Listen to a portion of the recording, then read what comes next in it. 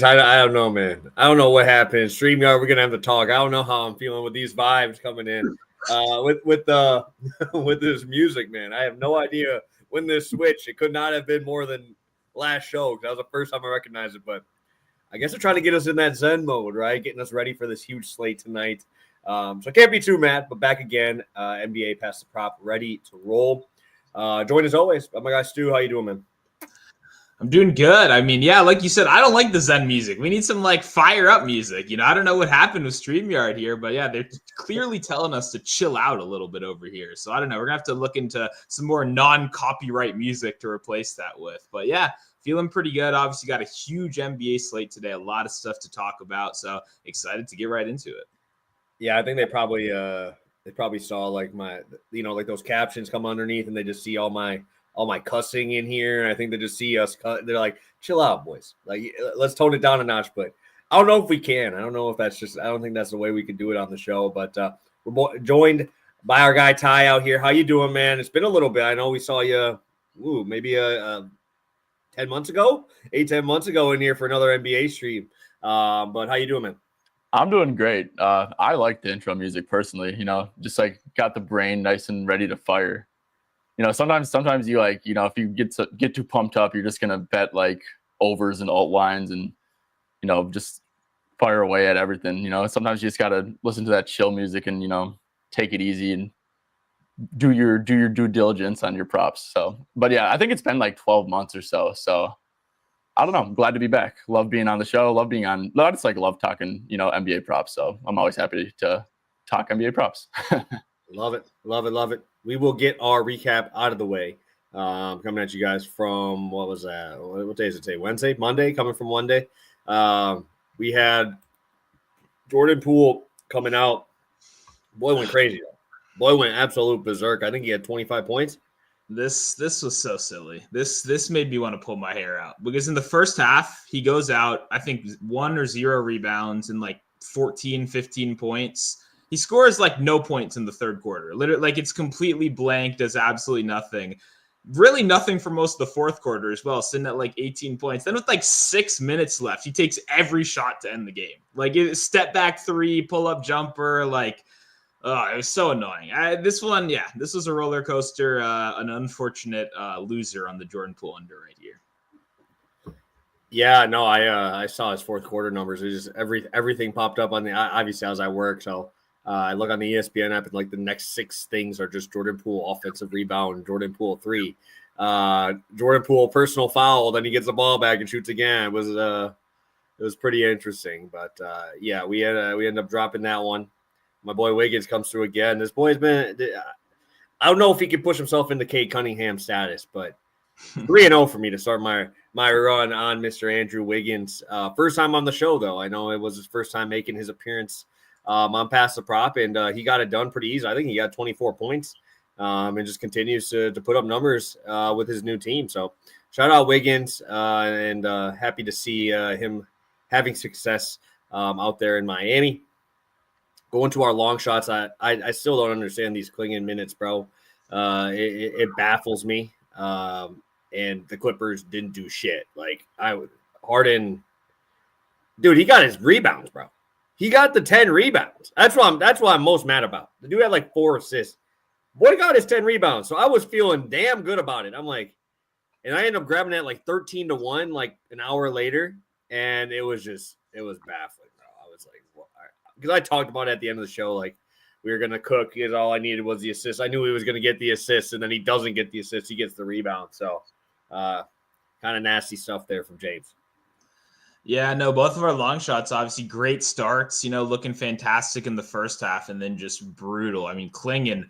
Oh my God. I texted my Discord. He's at 22 minutes. I see him come out and I go, oh my God, this guy looks so fucking tired. Like at 22 minutes, just rotates back in. Looks like he's never done a lick of cardio in his life. At that moment, I knew it was over. Like I had PRA, but I had so much money on points alone, which he didn't go over. He missed a bunch of free throws, ended on the hook. And then I had so much money on double-double. It was probably the most I've ever played on a long shot in the NBA before. And unfortunately, came to a very depressing ending with him not playing the final 9 minutes of the game or something like that. Just brutal stuff. I mean, we got beef. I'm thinking about going to tonight's game. I was looking right behind Wizards and right behind the Portland bench. It's only $10 more. I might have to go sit behind the Portland bench and just chirp this guy for 45 minutes because this guy cost me a lot of fucking money right here, and I can't forgive him. Never points again. Rebounds, that's okay. The guy's killing me though.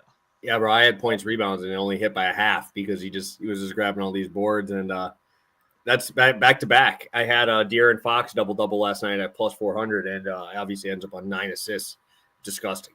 It's just one of those where it's like you feel damn good about it, and we're getting some big boy numbers on it. So it was so nasty. But hey, we're back here again. Got a huge slate. Can't complain. We should have. I'm feeling pretty good about these bets. Just looking at them right now, going through the board. So let's take a look at the chat. We got 25 of you guys in here to start. Appreciate you guys popping in early and often. We got sports in here. First guy in. Fantasy better. Appreciate you. Nikola Jokic popping in here with a Kevin Durant profile picture. Was not expecting that combo with. I was just watching that documentary about the freaking Olympics for like one episode, and now I'm like, oh damn, okay, we got US Serbia coming in here, I guess, popping over here. I see a couple questions. We will get to those after we kind of talk the slate a little bit. We'll get to some of your guys' questions, and we'll get it rolling here for you guys. We got a lot of action today. It's going to be a loaded slate. We'll try to move through it as quick as we can for you guys. I feel like getting around that 45-minute mark has been pretty good for us. I feel like we've been kind of rolling there. So I guess let's take a look, Stu. I'll kick it over to you to start. Game of the night. Where are you looking? Can't be one of your team. Can't be my team. Where are we looking?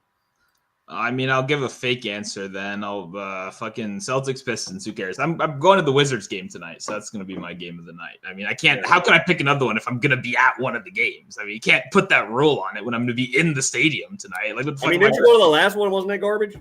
No, it's a good one. We lost by the Spurs. There's actually the second to last Wemby game as well, by the way. So I was one of the few. But he could never play again, by the way, just to be clear. I'm not saying that's going to happen, but I could check that off. Second to last person to watch Wemby play. So, I'm just saying it was a pretty good game. Now, Deni, my boy's back. I love Deni. This guy's made me more money than almost any other player on the planet. So, and I think he gets a warm welcome. I love going to games, whether it's Nationals, Wizards, whatever, where a guy that we liked comes back. We left on pretty good terms. Deni was great to the city of DC. One of the few guys we could actually develop a little bit here and actually got a little bit better on his way out. So I got nothing but love for Deni. He also got us Keyshawn George and Bub Carrington as well in that trade, which I'm feeling pretty good about. So yeah, I'm going to be there tonight. Very excited for that game, and I'll have a lot of money on that game. So that's going to be my answer. Fuck the rules. Yeah, I mean, we keep talking like you think Keyshawn George is good, bro. I think that guy. We're talking about him again today. He is good. No, I don't.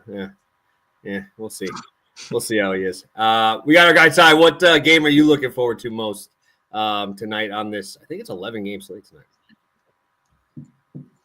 Yeah, I'd say probably Pistons Celtics because I've been super impressed with the Pistons. I think they got a squad. I think that Cade, doesn't really get the credit he deserves for, actually being one of like the best guards in the league, maybe even one of the best players in the league. And, Pistons, I think they're on a crazy win streak. I could be wrong, but just seeing how they stack up against Boston, who's on a back-to-back. And, you look at the spread and it's like 4 points and you're like, why is Boston only favored by 4? And I think like it's because this game's actually going to be like super competitive. And, I'm sure there's going to be some injury news coming in that can make it, a little more clear to bet on and stuff. But, I'm just looking forward to seeing how the Pistons fare up against one of the best in the league. Yeah, I just looked. I'm seeing Cornette out. Porzingis questionable on Jaylen Brown, Q-tag on Sam Hauser. So I'm sure one or two of those guys sit. And, dude, I mean, I feel like I might be the biggest Cade stan in the world right now. I bet you I have probably 17 bets on that dude. And that dude just wins me money, man. Shout out to Cade. I love Cade. I think I'm going back to that Miami game. I'm going back to Miami facing Atlanta. I like these back-to-backs. I mean, they're not that far apart. They're staying in Florida, going back there. Back down to Miami. I think this is going to be a fun spot. I'm going to be rolling with a couple of my boys again tonight. I know I'm going to have quite a few bets in there because that game was wild. That first game was weird, dude. It was like a 230-something total and ended up like, 178, 190, something like that. It was crazy. So I'll be ready to watch that one again and be ready to unload the clip in that game. So We can look at a couple of these questions before we get into our props. Christian popping in here took the under 26.5 on Harden. I don't know, man. The Bulls blow. Like, that defense is bad. It's horrendous. Like, I get it, but like, that's a lot of points. I know, but fuck, dude. If this guy plays 36, 38 minutes against this defense, man, with the ball in his hand that much, still no Norm Powell, still no Kawhi, I believe. That's tough, bro. Like, that's tough. No, I think Kawhi's going to play in this one. I think he Is will. it?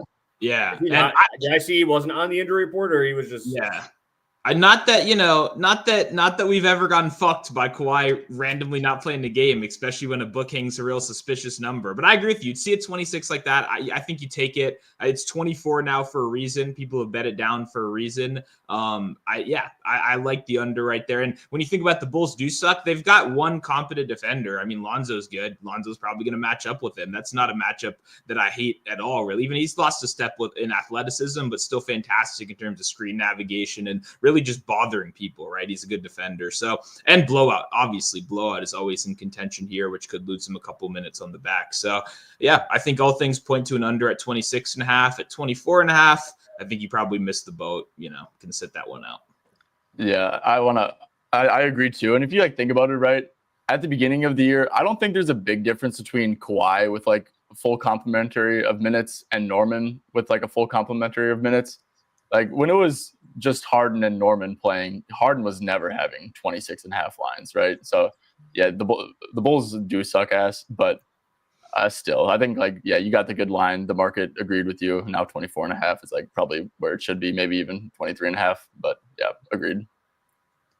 Yeah, it should be a interesting game. I definitely will probably be still playing Harden in DFS tonight, just because I don't think it'll be that highly owned. I wish I had a K jersey, bro. I got $6 jerseys though. I got all my Lillards. I got all those. I got my Seattle Supersonics KD in my closet, dude. I got every KD jersey, bro. We know we got the KD guy in there. I got his Texas jersey from when I was in 8th grade, bro. I still have that. Shit don't fit no more, but we still have it. So, but yeah, I don't have a K. That might be the next thing. I'm gonna have to play a heavy bet to get a jersey, man. He's gonna have to win me a GPP or something, even though he was close a few times for me. Haven't won a GPP in a couple months, so hopefully we'll be getting that one down soon. So let's I don't know if I see any other questions here. Oh yeah, we got our guy. We gotta get to Thomas here as well. Like Josh Hart, Sixers are ass. Questionable on Towns. I just don't know the status of bigs, and that's what kind of makes it hard for me. I need a lot of injury news before I can start betting on a lot of these games, because I was literally right about to bet Scotty Barnes today and bring him to the show, and then damn, he's questionable now. It's going to be all day with this big of a slate. So any thoughts from either of you guys on Josh Hart? I know it's kind of tough with no news on Towns. Yeah, easy pass for me. I mean, just we need the center information, I think, before you can really make a decision. And then, like I mentioned right before the show, my guy Andre Drummond is now starting on the other side as well. That guy's sucking up every available rebound. He's not leaving the paint. He's not going to guard anyone on the 3-point line. So that's going to obviously hurt the guys that aggressively crash boards rather than the center. So it'd be an easy pass for me right now. Agreed. I think 10.5 too is there's not much value on that. Maybe a 9.5 would make sense. I will say Josh Hart has gotten a triple-double in each game against Philly this year, and I agree with your first statement that the Sixers are ass. I mean, but yeah, Stu also makes a good point, right? Drummond in definitely makes them a more competent rebounding team. So maybe even assists might be the best way to attack Hart stuff. But yeah, that's what I'm feeling about that. All I know is if Cat plays, I'm about to absolutely just hammer his points, bro. That dude's gonna shoot 53s. Drummond ain't gonna leave, bro. I don't think he would take a step out of the paint in the entire game. And if he has to guard Cat, I don't know what the fuck. What are we gonna do here, dude? He's just gonna let him sit out there. He's gonna look like Brook Lopez's ass.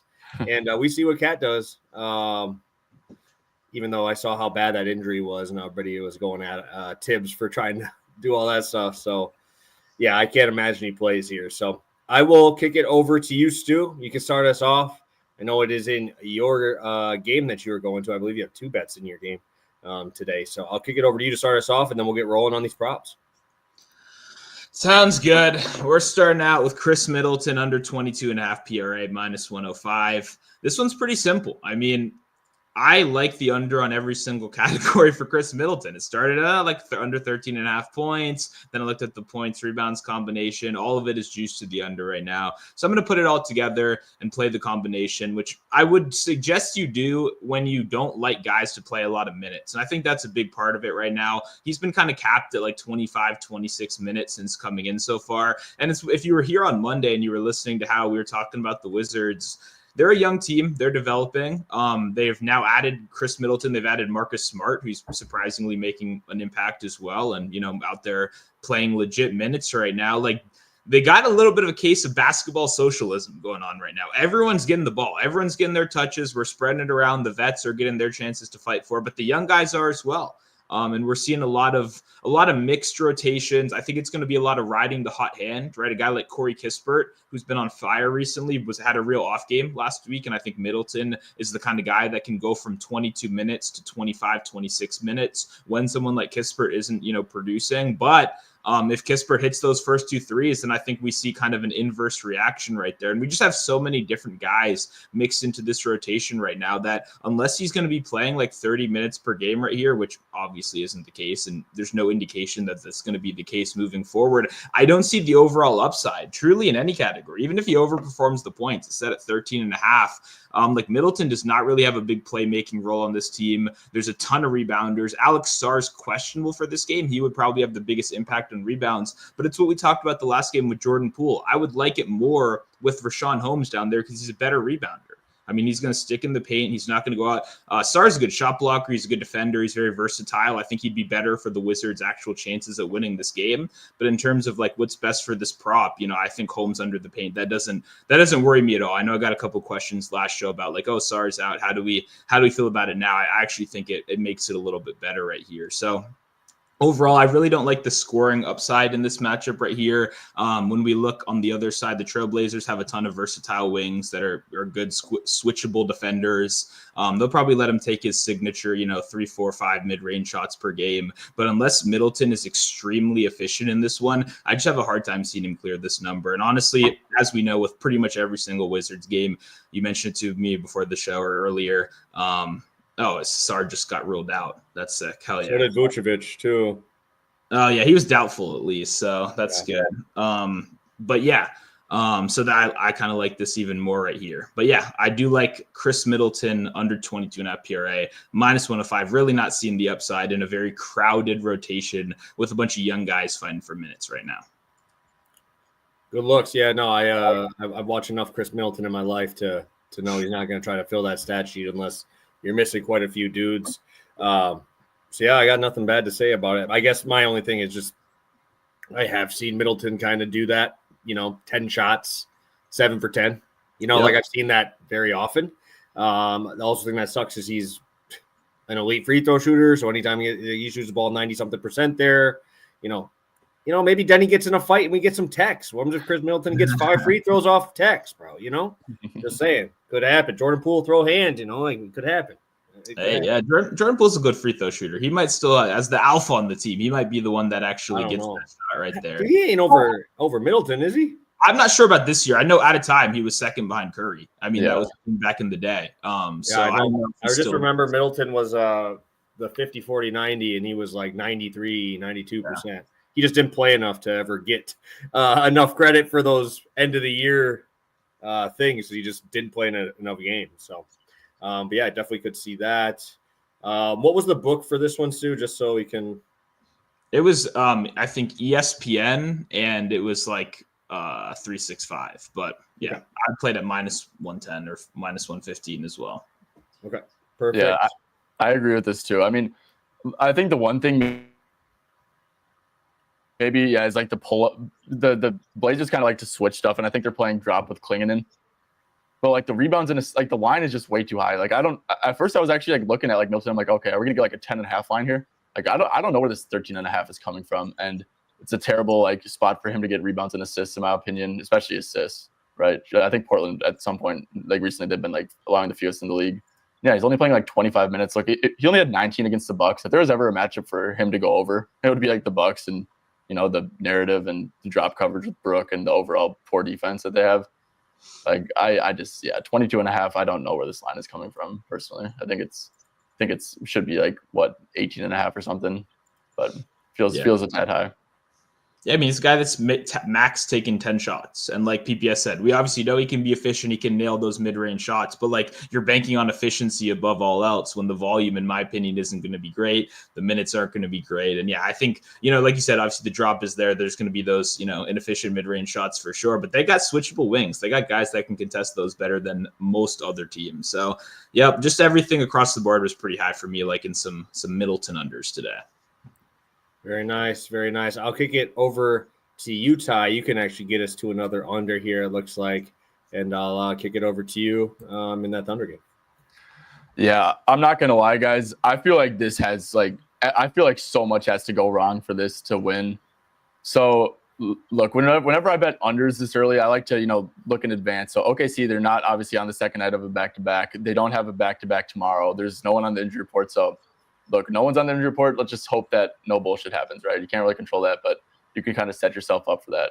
Obviously, Nets do not have Claxton. They don't have D'Angelo Russell. They're tanking to begin with. It's like 17-point favorites. So with J-Dub and 33 or less minutes, it's like he'll probably play, his like 30 minutes here or something, I think. He's under in 14 out of 19.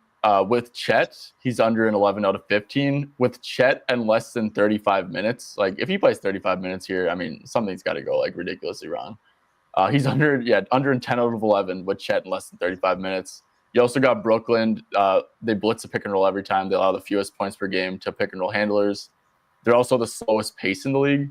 So like, I don't know. I feel like this play checks every single box. And like I said, I truly think that like so much has to go wrong for Shea to go over.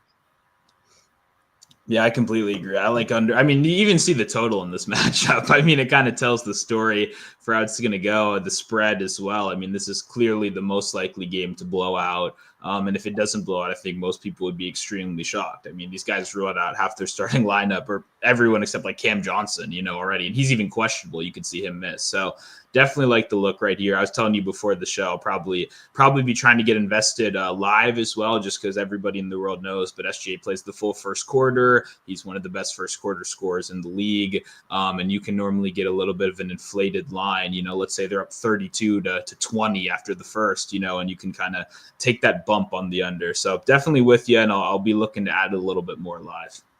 Yeah, it's a super smart way to go about it. For sure. I will be I'll be rolling with we'll go to Deni. We'll go Deni first. I'm going to play Deni over 11.5 rebounds and assists today.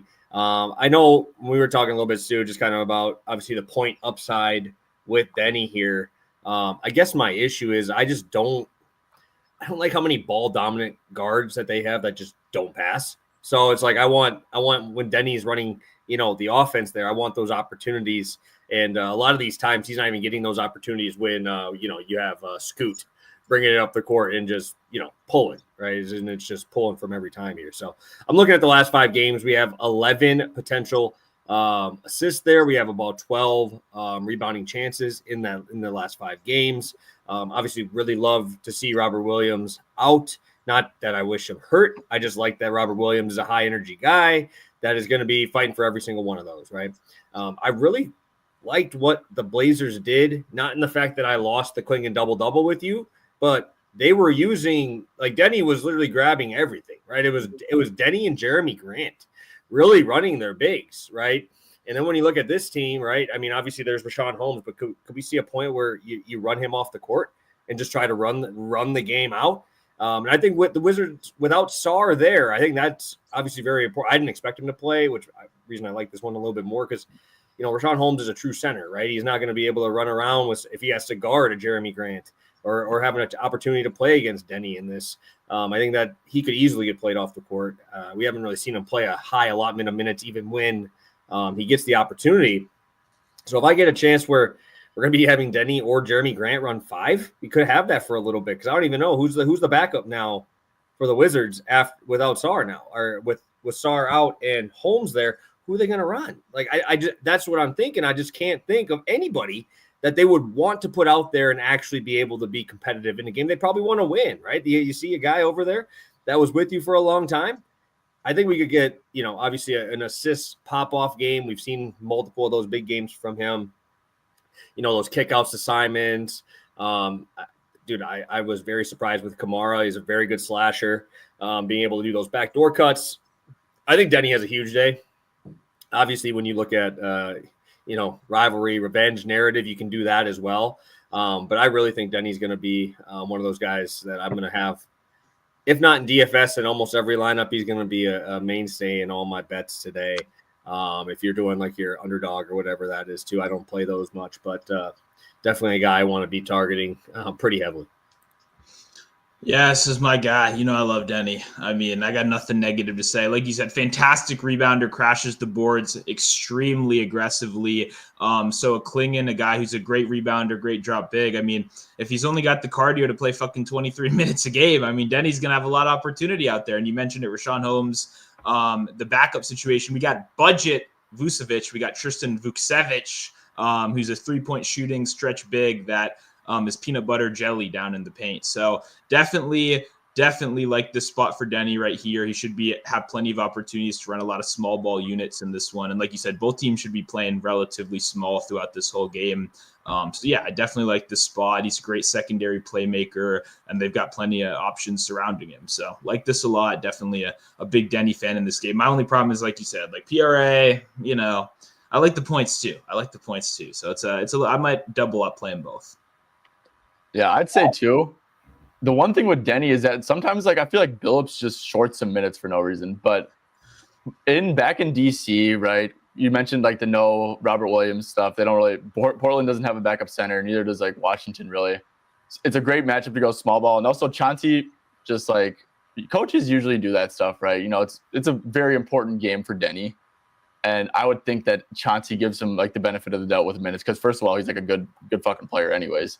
And you could help them in this matchup. But it's also his homecoming game. And I have this pulled up with 30 or more minutes. Like if, as long as he doesn't get shorted on minutes, which we all talked about, we don't think he does, then you get like a 16 out of 23 hit rate. So I think it's like a great spot to play Deni. And obviously, Stu, no offense to your Wizards, but I feel like they're a great RA matchup. Maybe one of the best in the league just because they're not a very good team. Yeah, no offense taken over here, man. I definitely see it every day. Yeah, no, I understand the minute thought, but I feel like a lot of that was when DeAndre Ayton was being an absolute fucking menace, and the dude was an absolute beast. Yeah. And now he's out for a couple more weeks yet, and no Robert. And we just saw Klingon get fucked. That's the guy I'm worried about. I'm not trying to bet him, and that's what I'm worried about is him just like not giving him the run. So I'm like, all right, who's going to benefit the most? Maybe it is a Jeremy Grant. Maybe it is Kamara in there too. But I mean, Billups knows he was a player. He knows he's got to give his guy a chance here in this one. We'll take a look at the chat here before we go into our second place for each one of us. We got Nicola back in here. Thoughts on Zach Collins over 8.5 rebounds and assists. I know. This is going to be a spot, against Zubac. So that's going to be a little bit tougher down there to work. I don't know. I didn't even see how many minutes he got. I know he was absolute chonk donkey in fantasy when he was ruled as the center here, but I didn't even look. So I have yet to get to those. Do you feel like that line's going to move now with the Vucevic number swinging off? I don't know. Any thoughts from you guys here before we get to our next bets? I took RA last game and he failed miserably. He ended up going over PR. I think the points popped off a little bit. The foul trouble early was a little bit scary, and the foul trouble could be a big deal here against Zubac if they kind of aggressively attack the paint. I could see him losing minutes to that pretty easily. The real problem, and I'm going to talk about in a second, their rebounding depth is really bad behind him. They don't have anybody else. They don't even have their backup center. Like they've got really, besides Collins, they've got nothing. No, not even Patrick Williams can't even small ball like 4 because Buzelis is a fucking twig. Like that guy is going to get you like 4 rebounds and get like pushed out the paint. Like, yeah, I like over in theory, but there are definitely some warning signs there. But his assist is sneaky too, by the way. I like the assist add-on. He's a sneaky good playmaker. Yeah, no, I agree with that too. It does seem low, right? I mean, he's the only center on the team. Stu, you said he got into foul trouble last game. He had 3 pretty early in the first Okay. half. I don't think he got any after that in the second half, but it affects your early rotation. Yeah, for sure. So yeah, he ended with 28 minutes. They won by 32. I mean, I'd want to go back and check to see if he was like playing the garbage time to get a better gauge on what his like rotation would be. But I mean, if you think he's gonna play 30 minutes, I mean, this really 8.5 should be pretty doable, right? 100%. Yeah. I think, and you can't like cap for this, but like, don't you just feel like Zubac is just going to eat this dude for just smoke him, like get him out of this game in like 3 minutes? Like, I feel like Collins is going to be a guy that's get bets by everybody just because there's nobody else there. But this screams one of those games where we just have everybody play him and the dude fouls out because Zubac is just going to do whatever he wants. You know, like that. But it's not something you can like throw in there. But it has that feeling because I feel like Zubac is going to go crazy in this. I agree with that. I think the other end of the spectrum could also be like, okay, we clearly can't defend Zubac. Like, let's make this as fast as possible. Like, let's try to speed it up, go and force them to go small and match it. I think that would be my possible plan of attack. It's just like, are you going to be successful trying to do that against a much better team than you? Probably not. Yeah, agreed. Zubac could have a huge game too. I wouldn't be surprised if like you check the box score and he has like a 20-20 or something. Exactly. I kind of thought about it, honestly. Even I know PPS has been on him a couple of times on the show, so I was curious if we were gonna hear him mention it all. But I think you could be right, like a sneaky rebound ladder, or something like that. If he does play full minutes, could really dominate. Beautiful. Well, I'll kick it over to you, Stu. Plus money spot. And then me and Ty got bets in the same game, so we'll get to that one here. So kick it over to you to start us off since we're just talking Bulls. Yeah, this is 3-6-5. We got Keyshawn George 1 block, Josh Giddey 7 rebounds. There has been injury news in both these games. Neither of them were surprises, so I don't know if that. It doesn't look like it changed the number, but I would play this even to like -110, -115 range right here. First little parlay of the year on the show for me right here, but I love Keyshawn George block. I really do. I think it's really sneaky. I told you when I came back from the game against the Spurs, really Keyshawn George was the most impressive guy to me, and this was right before Kyle Kuzma got traded. He wasn't playing in that game, but it was before he got moved. And after he's been moved, I think we've really seen George kind of flourish into his own over these last 3 games since returning from the All-Star break. He has 3 blocks, 1 block, and 2 blocks against some pretty high-level opponents. They were trusting him one-on-one against Giannis. They're putting him in really the most challenging positions possible, which is something I absolutely love to see for a young player. They were letting him guard Paolo for a lot of the time. And that's obviously a very, those are tough matchups. Like you're kind of putting his feet in the fire and saying, it's time to grow up. It's time to get better. And every single, piece of media Keyshawn George has put out, it's like everything is about improving the defense, the rebounding, the playmaking. Like they know he's got a good shot. They know they can develop that. But it's really like you're a starter now. You don't got to worry about Kyle Kuzma anymore. So instead of being a guy that sits in the corner and waits for the ball to be passed to you all game, it's your opportunity to prove that you should be a part of this organization as a building block moving forward. And to me, what I'm seeing is very good. The defensive effort has been fantastic. It's being highly praised in the small niche circles that I'm in over here. And I agree. And I think these kind of situations where the general public doesn't know who the fuck Keyshawn George is. Sure, he's playing 30 minutes a game. Maybe they look at his game log. He knocks down a couple threes. That's what I'll bet. No one's betting this shit. No one's betting blocks for, Wizards role players. And I think that's why we're getting a -160 instead of a -220. It was -115 last game. I bet that. Posted in the Discord.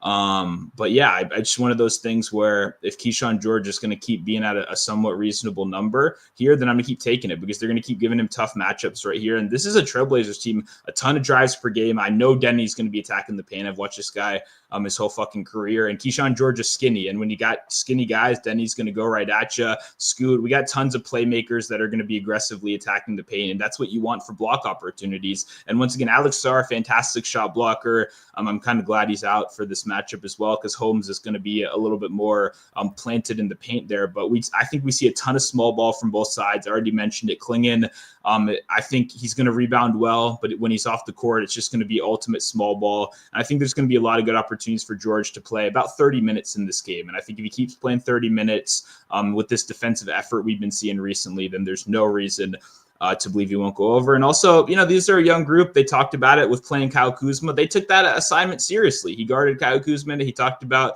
the hometown guy coming back. He wanted to be the one that shut him up, and I respect that. And hey, we got another hometown guy trying to come back, and it's time for you to shut him up as well. So like Keyshawn George for the block, very impressed with the defense recently. As for Josh Giddey, man, 13 rebounds average since coming back from the All-Star break, over 20 rebound chances per game.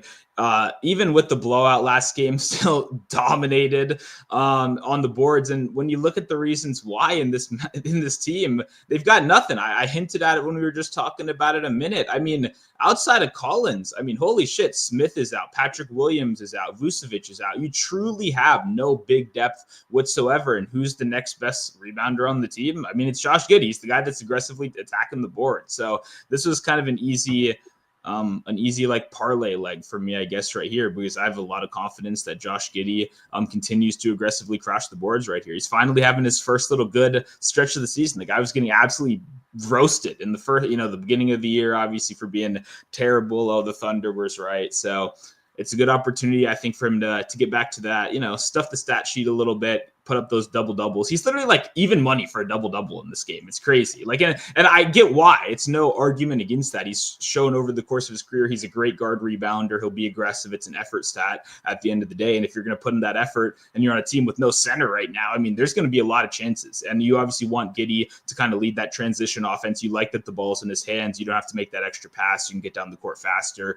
So there's a lot of reasons why I think Giddey, continues that double double streak.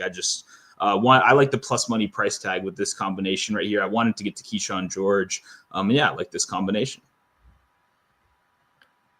Beautiful. I love it. I know we talked a little bit about Giddey. I talked about him before the last show, and I know we've both been burned by him before, but he's kind of getting those extra minutes now that Io's out. And now it's kind of locked in, to those mid 30 minutes. We've been kind of seeing him early in the season around that 29 to 31, but he's a good point. I use a lot of fantasy point metrics for mine, but fantasy point per minute guy, he's fantastic. And now obviously no Vooch makes it a lot easier. So love that spot. Speaking of that, we're going back to South Beach, baby. Let's go. Send it over to you, Ty. Start it. Yeah. So it's actually 21.5, but so with Kalel, I think that I think there's a lot of reasons to like this one. So I recently came around to trying to find edges in different ways, kind of. And if you look at the injury report, Bam is questionable. It's his first time on the injury report. It popped up with a calf issue. Obviously, guys, calf issues, soft injury stuff, that stuff's tricky. Calf injuries are definitely something you proceed with caution with. So just popping up with a calf issue, I think that makes it a pretty good chance that Bam doesn't play. And I'm not saying that he's for sure going to miss, but I think, look, if Bam misses, right, then this line should be super, super easy, right? He'll be probably locked into 32, 34 minutes or something. He won't have Bam stealing rebounds. Spacing will probably be a little bit better. So, yeah, if Bam misses, first of all, I just think that would be a very easy cash. But even if Bam doesn't sit, I still think it has a little bit of a better chance to hit than it doesn't. So without Bam, he's over an 8 out of 15. Or with Bam, he's over an 8 out of 15 as a starter. He just had 23 PR in 24 minutes against the same Atlanta team. The Hawks, they allow the 5th most points per game to the pick and roll man, obviously, where that's how he scores most of his points. They allow the 3rd most points in the paint over the last 10 games. Obviously, Onyeka Okongwu really isn't protecting the rim like that. Atlanta's 2nd in pace. There's a ton of good stuff. So given the hit rate, given, the Atlanta matchup, I think that it's I lean over anyways, even if Bam plays. But then if Bam misses, right, I just think that, this will be an 80% winner at this 21.5 line if Bam misses. So like I said, lean over if Bam plays, and then if he doesn't, it's I think it's worth taking that risk, especially with a calf injury, right? If it was Bam has a hand injury or something, it's okay, well, he's probably gonna play. But calves, I'm cool taking that risk with that. Yeah, I agree. And obviously the Hawks matchup is one that you're not scared of whatsoever. One we're always looking to attack right there. I'm a big fan of Ware, honestly. I liked him a lot out of college. And I think, he's a very flexible player that can definitely contribute with or without Bam. So definitely like the look. And, I'm excited for that matchup tonight.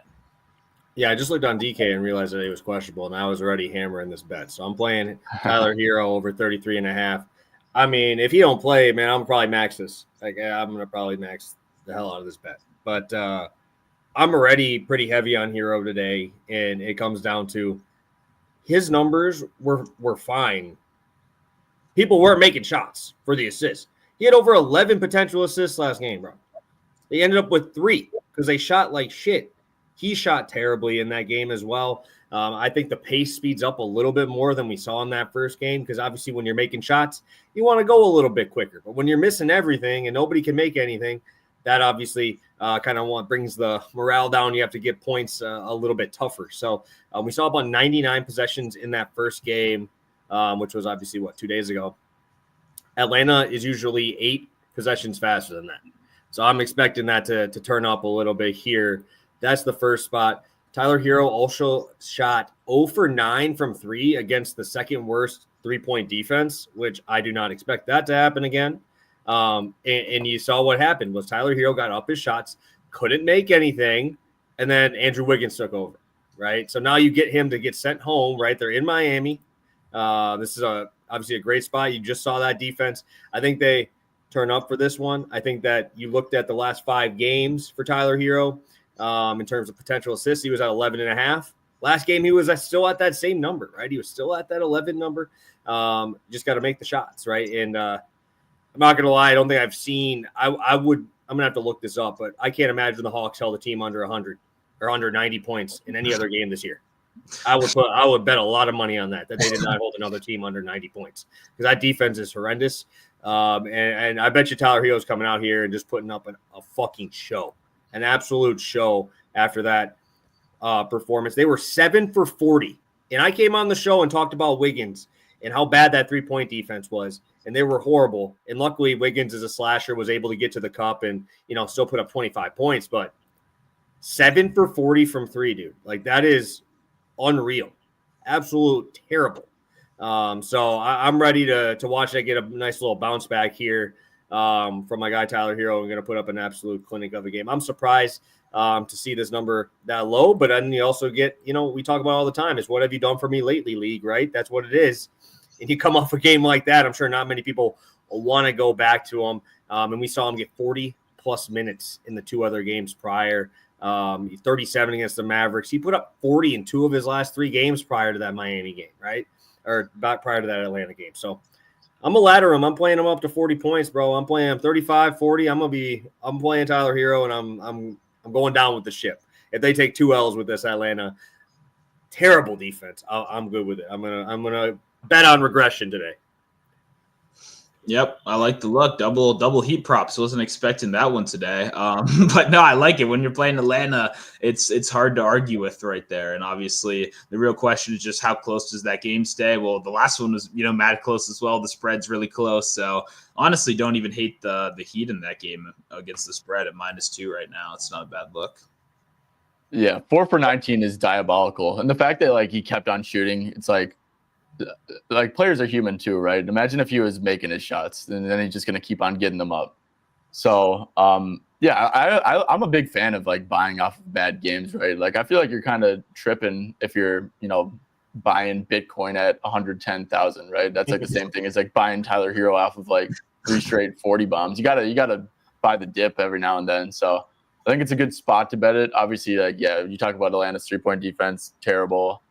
They've been I think they've been playing a fair bit of drop coverage too recently, and allowing a ton of pull-ups, which is you do that against Tyler Hero, he can do what he did against the Bucks. So yeah, Hawks stink. Hopefully the Heat make some shots, and assists. At home, maybe the role players are more comfortable too. So yeah, I like that you added that in there as well.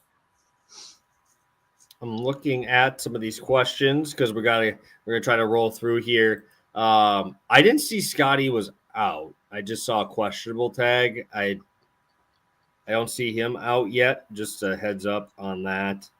A couple other injury news is I believe Walker Kessler's playing. So that's, an actual big on Utah that's playing in this game. I know last game they had no Collins, no him, and they were just kind of they're tanking there as well. So I guess if you're not going to do anything about it. I like that Filipowski guy. He's fun for props, not maybe for real life, but for props. I like the B squad. I like these tanking teams. That's fun for me. Let's take a peek here. Who from Toronto do you think guards Siakam in this game? Indiana at home again. We talked about how good Indiana has been at home. And any thoughts on this? I know Mathurin isn't even playing anymore. They're just kind of running those starters a ton of minutes now. And obviously this is a pretty bad Toronto defense. Any thoughts on anybody from Indiana? I see it's a high total. They're a 10-point favorite at home. Anybody any thoughts on that for any bets in that game or any spots in Indiana? No, I didn't look at that game at all with the injury stuff, especially. 10-point spread or whatever. I was kind of waiting for a little bit more clarity. But yeah, no, I have no strong take on that game. Fuck the Raptors. That's my take. No offense, Canadian Cam. You're always in here. I appreciate you, boss. But I do hate your team 100%. Yeah, I think there's a lot of cool stuff going on with this Pacers stuff. TJ McConnell, if TJ McConnell misses again, a sneaky angle is Andrew Nembhard assists, because I bet on it last game and it barely hit, but he actually got benched too because he played like shit. So like the line is pretty low, but with TJ McConnell out, Andrew Nembhard he still starts alongside Hallie, but instead of sitting on the bench and like coming in with Hallie, he's getting staggered and running the second unit. So TJ McConnell, he's questionable right now, but I'm seeing Nembhard at 4.5 assists, I believe. Let me just quick see that. And he got benched last game. Oh, 5.5. Crap. Okay, well, it was 4.5 earlier when I looked at it, so I guess I don't really have shit on this game. I agree with your logic, though, 100% there with that. That was a good sneaky look. And yeah, McConnell's a huge just bench playmaker. You take him out the equation, it's definitely nice. And Canadian Cam says we don't typically get blown out. That's because when you're getting blown out, your team leaves the freaking starters in when the other team puts the bench unit, and you get like a little last minute run. Because I'm betting like I love blowouts now. I love blowouts. Like before back then, now that I'm just live betting all the time, like I love them. The Raptors, I got burned so many times going, okay, Scotty's done, RJ's done. They're not done. They bring them back in for no reason, down 20 and with like 9 minutes left in the game. So, they definitely can be tricky for those unders. Just a warning from personal experience. Perfect. Oh shit! I didn't know Io DeSumo might play today. I don't like that. I'm gonna have to get off my the red rifle that is Kevin Huerter out there. He was an absolute chalk guy last game as well. So let's get through a quick recap here, and we'll get on with it. Let's start out with you, Sue. Sounds good. We got Keyshawn George, 1 block, Josh Giddey, 7 rebounds, plus 106 over on 365. I'd play that to around minus 110. Then we got Chris Middleton under 22.5 PRA, minus 105. I'd play that to 21.5. Beautiful. We'll get to yours, Ty, here. Yep, Shea under 41.5. That's good to 40.5 for sure. And then Ware over 21.5 PR. I guess you got to play that 21.5 number. I don't really like it at 22.5, just given, if Bam does indeed play, I don't like that 22.5 number. So gotta get it at that. Sounds good. I'm going to be rolling with Deni in the revenge spot tonight, over 11.5 rebounds plus assists at minus 120. And also rolling with Wisconsin's very own Tyler Hero, over 33.5 points plus assists tonight. I think this could be like, I'm telling you, this could be like the biggest switch up of games that I've ever seen, because they scored, 170 something points. I could see 250 in this. it literally is going to be something like that, because like I said, both teams shot terribly. Like, I could see Trae Young cooking these dudes too. Like, just something like that where those two just go back and forth. Just a fun game to be a part of there. So, all right.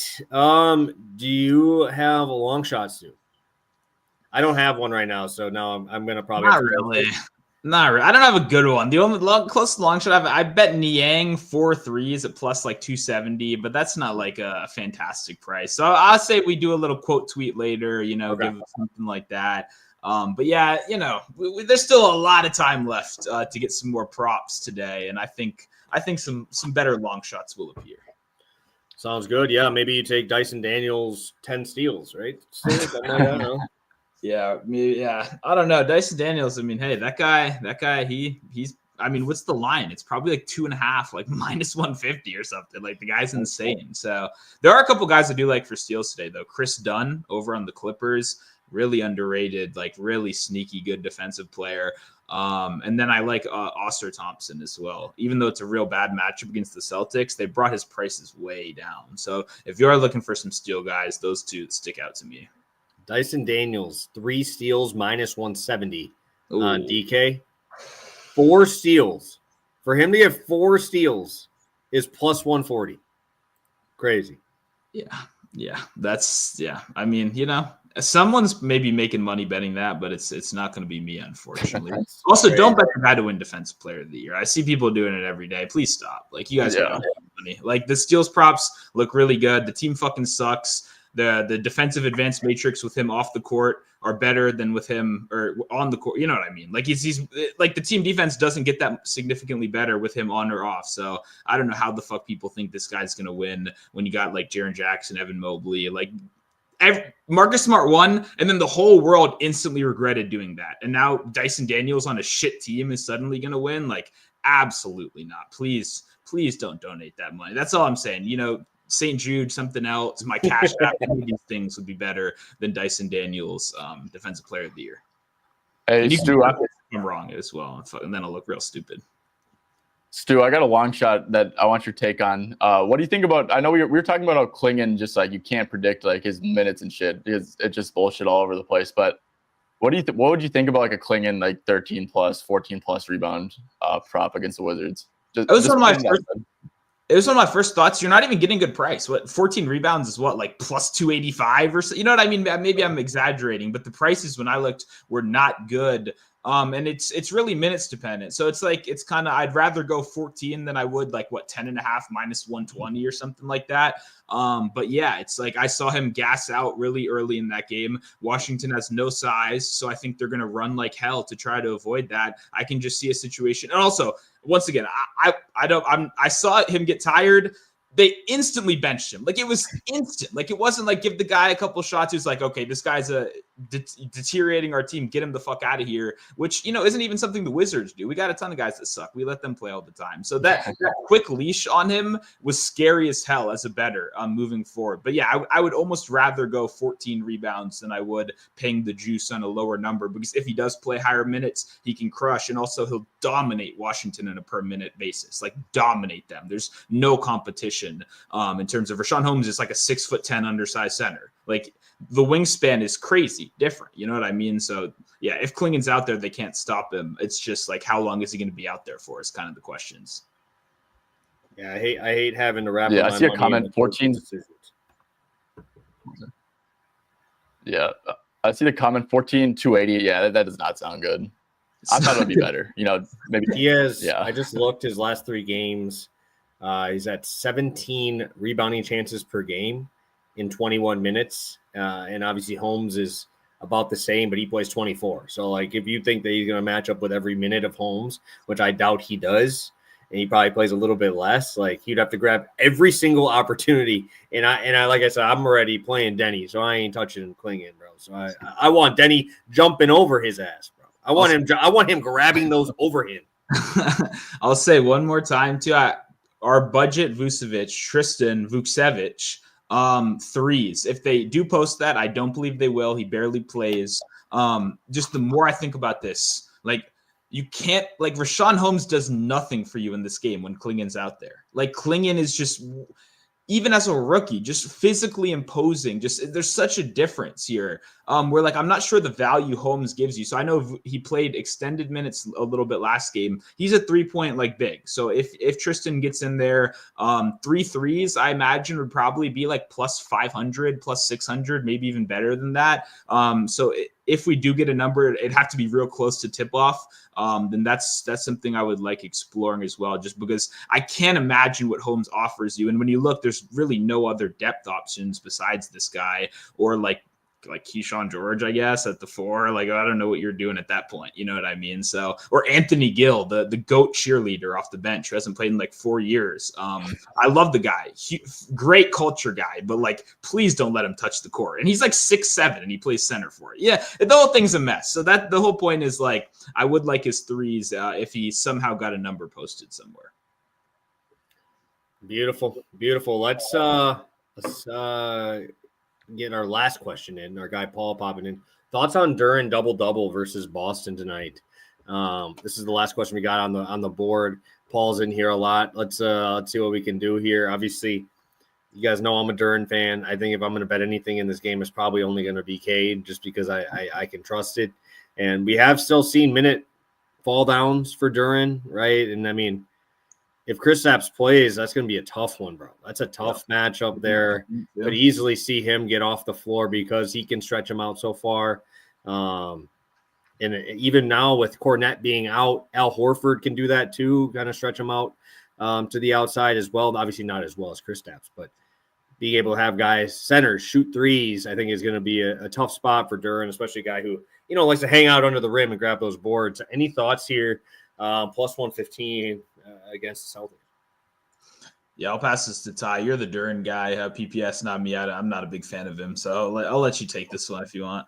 I'm a Duren assist guy, but Duren, I agree with PPS's reasoning on that. It's Duren's just like, he can't really control his like body movement and stuff, and I just don't. The idea of Duren like playing big minutes and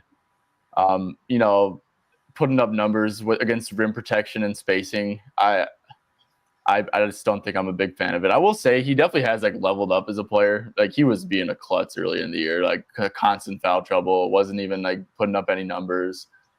But so like the 115 price, especially the points is at 11.5 and rebounds is at 11.5 and a double is plus 115. Like that feels like a good price. That's fair. But yeah, just from like from a pure matchup standpoint, I don't think this is a good spot for him to have a good game, but like I don't think you can really argue with that price personally. I think that makes sense. Yeah, I mean, teams with good rim protection are really teams I don't look to bet them in, but I agree, definitely. And my guy Osser too, I almost took his under as well. I don't like him against teams that can protect the rim. Yeah. Good looks. Stu, what do you got for the people before we head out? We're about 55 minutes. We are rolling. It's time to close up shop. We got our 6 bets out. What do you got for them?